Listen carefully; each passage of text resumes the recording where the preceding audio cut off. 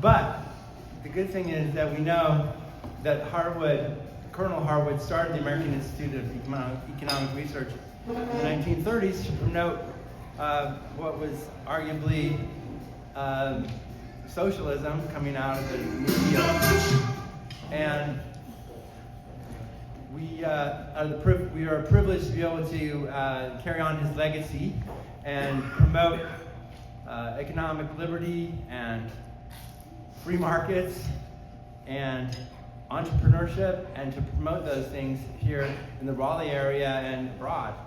And we've had a really amazing line of speakers over the last 3.5 years. We started in 2001, and we were so successful that AIR decided that they wanted to sponsor us more directly. We are funded through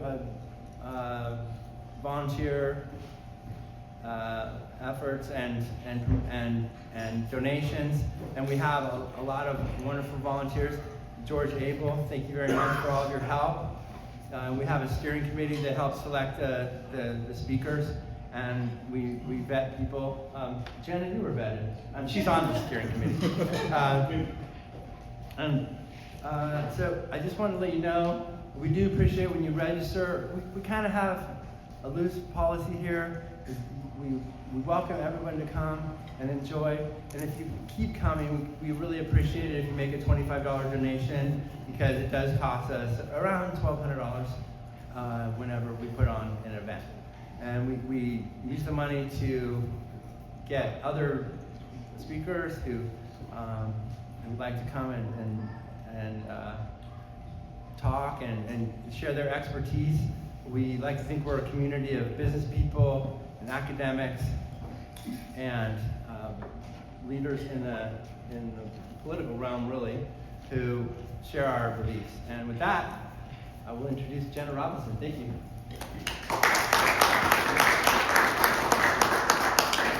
Thank you, Brad. Can everybody hear me? Yeah. Hello? Hello? Try to turn it on. Hello?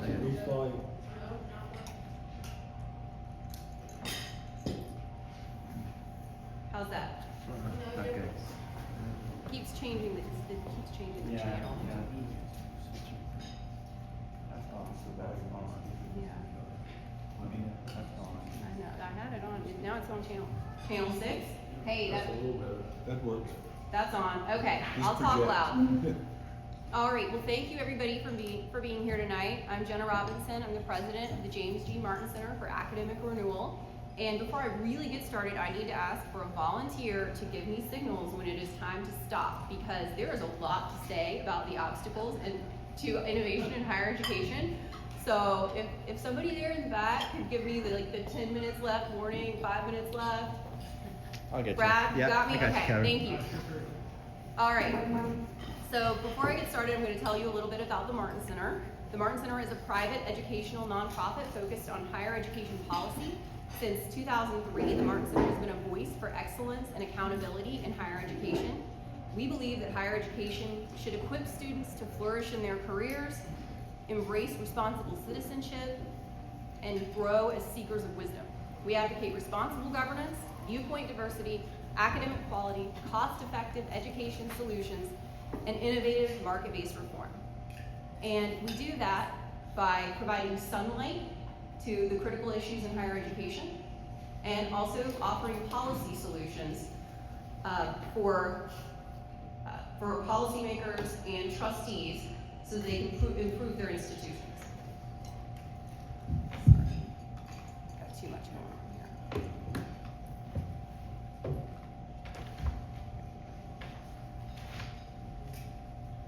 So first I want to talk about the need for innovation in higher education, which is pretty acute. First, there is a decreased demand for higher education. We've got a demographic cliff. So in absolute numbers, there are fewer 18-year-olds now than there were 10 years ago, 20 years ago, and that problem will continue to get worse. And so higher education's primary customers, those students coming straight out of high school, there are fewer of them to attract.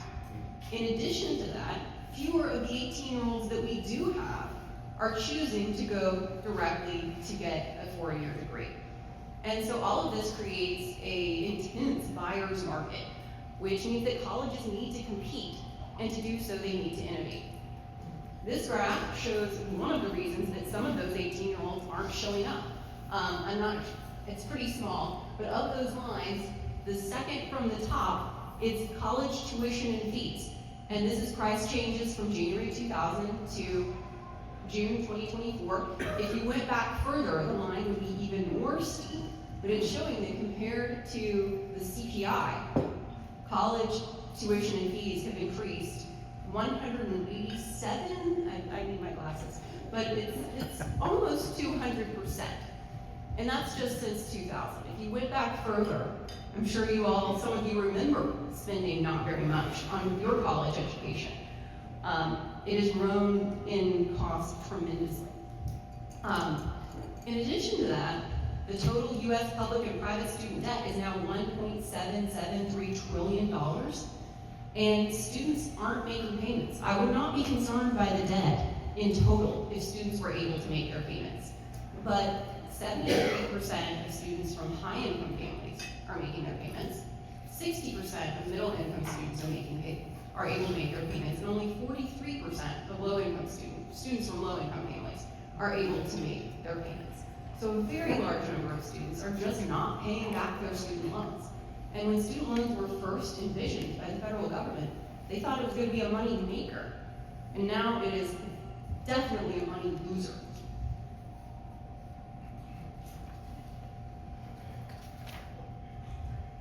In addition to those growing costs, there's just a misalignment with what consumers want, with what students want, with what employers want, and with what the public expects. So I'll start with students. So students who don't go to college give a couple of reasons why. The first one is that they're questioning the return on investment for higher education, and they're right to do so. First and foremost, because 40% of people who go to start their four-year degree at a college or at a university never graduate. And others who do graduate end up underemployed, which means working in a job that doesn't require a college degree. So they're working in retail, which they could have done without ever having stepped foot on a college campus. And so for the students who drop out, it's even worse because they've got the debt and no credential to show for it. In addition to that, 28% of workers with an associate's degree now earn more than the median earnings of students with a four-year bachelor's degree. So, yes, good job, community colleges. But in addition to that, students say that they are either not mentally ready or not academically prepared. I mean, those are good reasons to not go to college. If you're not mentally ready or academically prepared, you probably should not go straight to college from high school. But it presents another problem for colleges. And lastly, students say they want relevance. And as someone who loves the liberal arts and humanities, I kind of hate that word relevance, but it's what consumers demand. Students want a good job. The number one reason students cite when they say they're going to go to college, the reason they're going is because they want a good job. It is sadly not because they want to read homework. And many degrees don't have obvious career trajectories. And so students, look at something like my beloved liberal arts and humanities, and they say, I don't know how this is ever going to give me the career I want. And so they make another choice. So in addition to students, we've also got employer dissatisfaction. And if you look at the chart, which is, again, kind of small, I apologize, you'll see that there is a huge gulf between what employers say is really important and how prepared they say that students are. So the number one is oral communication. 81% of employers say it's really important, and 49% of those employers say that recent college graduates are very prepared in that area. And so they're saying that colleges just aren't preparing their graduates for what employers need. 90% of HR leaders say they're open to hiring candidates without four-year degrees. And in addition to that, employers know that there is very slow curriculum adaptation in emerging fields. So if you want to study data science or computer science or AI, the curriculum at universities cannot keep up with the pace of innovation in the market.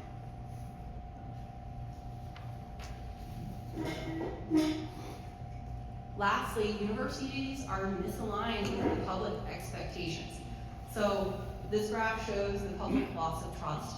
There's a loss of trust across all political demographics.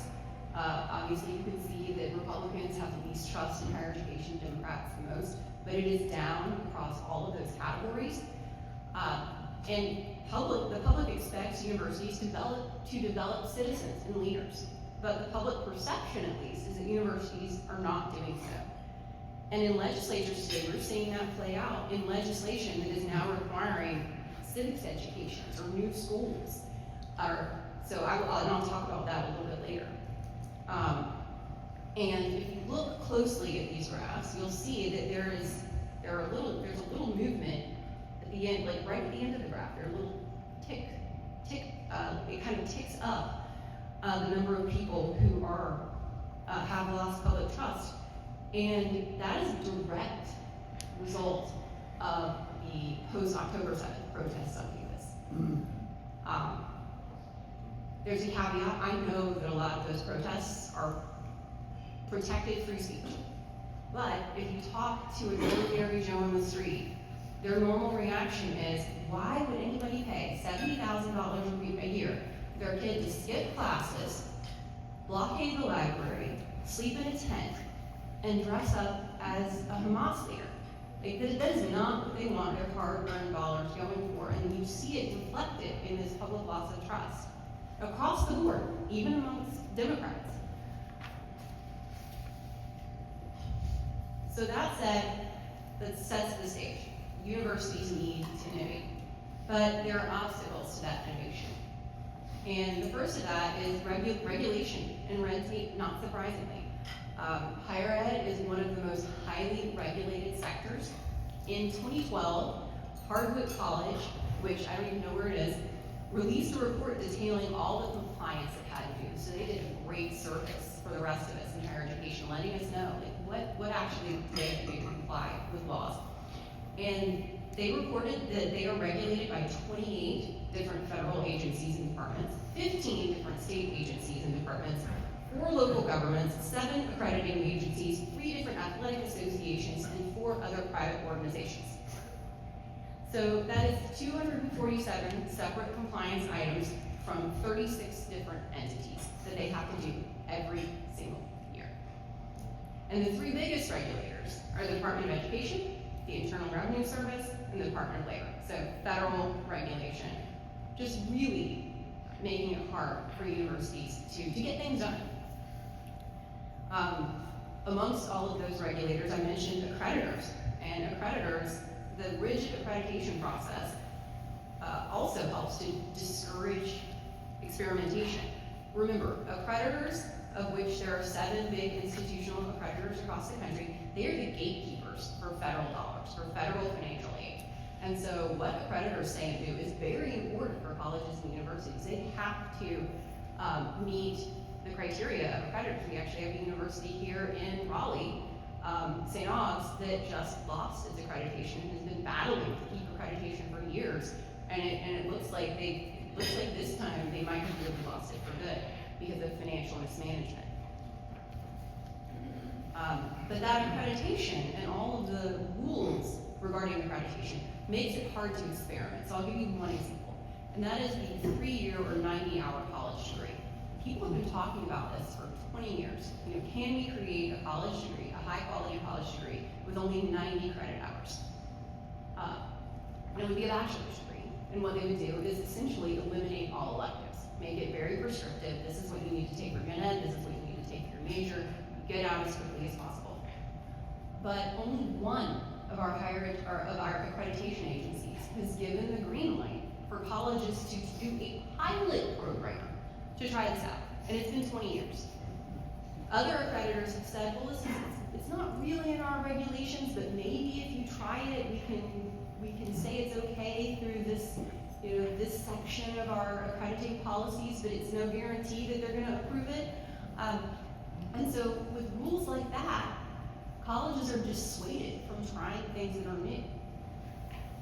In addition to that, all of this regulation is extremely costly. remaining in compliance with federal regulation costs the U.S. higher education sector an estimated $27 billion per year, or between 3 and 11% of an institution's operating expenditures. And that was in 2014. That was the latest data I could find when Vanderbilt University did a study on it. And so we know it's gotten worse since then. In addition to all this regulation, universities are just kind of constitutionally resistant to change. They are by nature risk averse. And this makes sense because a university's product is its brand. They are selling prestige, especially the big elite institutions. And so they're very protective of that brand. They don't want to do anything that might be, outside the norm. They don't want to do anything that their competitors aren't doing. They're always talking about, well, let's compare ourselves to our peer institutions. And it keeps them all, moving in the same direction, doing the same things, offering the same majors, except for the actual physical look of a campus. You could plop down on almost any campus in the U.S. and expect to find the same offerings. These would be a different quality depending on what university you went to, but you'd find all the same things. There's not much differentiation between our institutions right now. The risk aversion also leads to a lot of bureaucracy, which of course slows things down.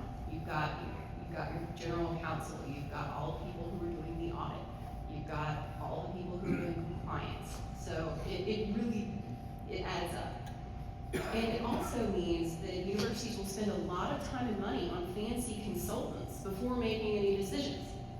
So, McKinsey, Bain, they're making their money off these universities that are too afraid to act without someone from the outside saying, okay, yes, we rubber stamp that action you're taking.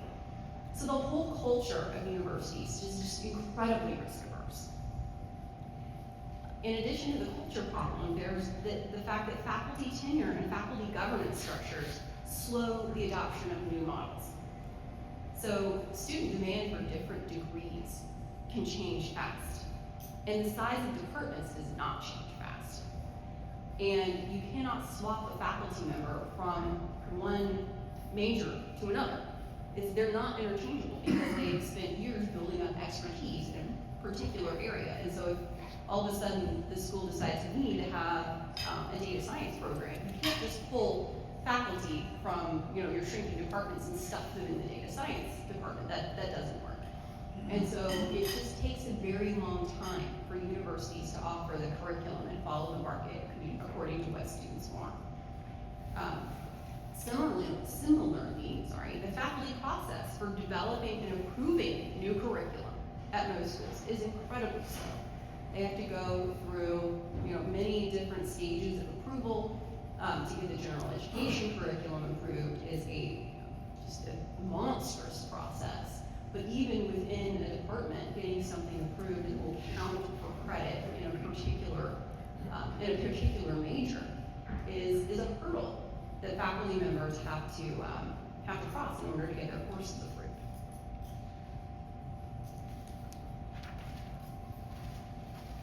In addition to that, we see financial dependence on existing funding models, which also means that you're going to be loath to change. You know where your funding is coming from, you've got it all sorted out, and you want to keep things going in the same way that they've always been going. And we're seeing that play out right now with the cuts or the proposed cuts to the NIH, right? The overhead cuts, where Harvard is used to getting 69%, 1.69 instead of 1 for all of their contracts. So they go to NIH, they say this is how much the project is going to cost, and then they add another 69% for overhead. They've negotiated that. They want to stick with that. They don't want Elon Musk to cut it to 15% because that is built into their financial model. So that's the bad news. Innovation is hard. But there are emerging opportunities for innovation. And I'll start just by reminding you that this increasing competition that we've got going on right now because of the demographic changes incentivizes innovation. So, creative disruption, right? We've got incentives for innovation right now. And one way that I've seen this happening recently is that Christian colleges are leaning into their mission in order to differentiate themselves. I think Hillsdale's the one that comes to everyone's mind first because they were the innovator here. They were the first ones to do it. But by really saying, we are different, we are offering something that you can't just get at a state university. We are serious about our Catholic identity or our Baptist identity. We've seen growth in universities that are doing that are not just being kind of religious in name only, but actually are leaning into that identity and offering something to their students that they can't get elsewhere. And I'll talk about some more examples in my next slide. But another obvious one is technological opportunities, technological advancements that are enabling new learning models. So this graph shows an experiment that 2 Harvard professors did. They created an AI tutor for their very large physics class. And then they did pre and post tests. It's a well-designed experiment to see whether students learned more from attending this large lecture or from having this one-on-one AI tutoring. And the one-on-one AI tutoring did much better. And they spent a lot of time designing it. This is not just like ChatGPT trying to teach physics. This is a targeted, really well thought out AI tutor created by physics professors who know what they're doing. But once they put the effort in once, it can do what they could not possibly have the time to do, because again, it was a large lecture that they were implementing this for. And in addition to students performing better, students also were happier asking more questions and admitting when they didn't know things, and having the AI tutor tell me that again, I didn't understand.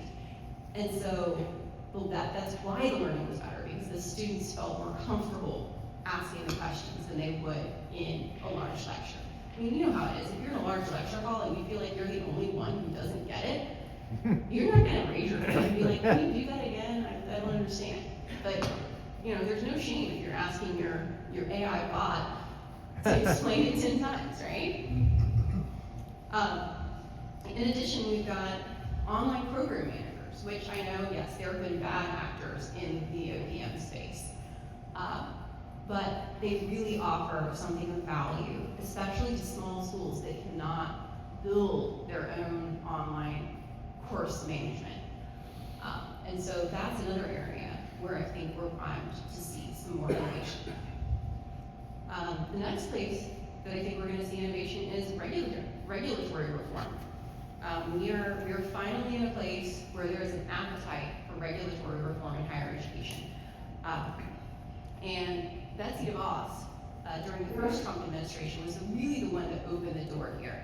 So when Betsy DeVos was the Secretary of Education, she created competition between accreditors. Before that, every accreditor had its own region. And so if you were a university in the South, you had to be accredited by SACS.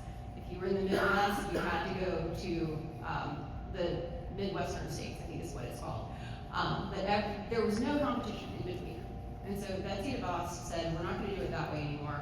All of the accreditors that were called regionals are now institutional accreditors, and universities can choose which of these 7 accreditors they want to go to.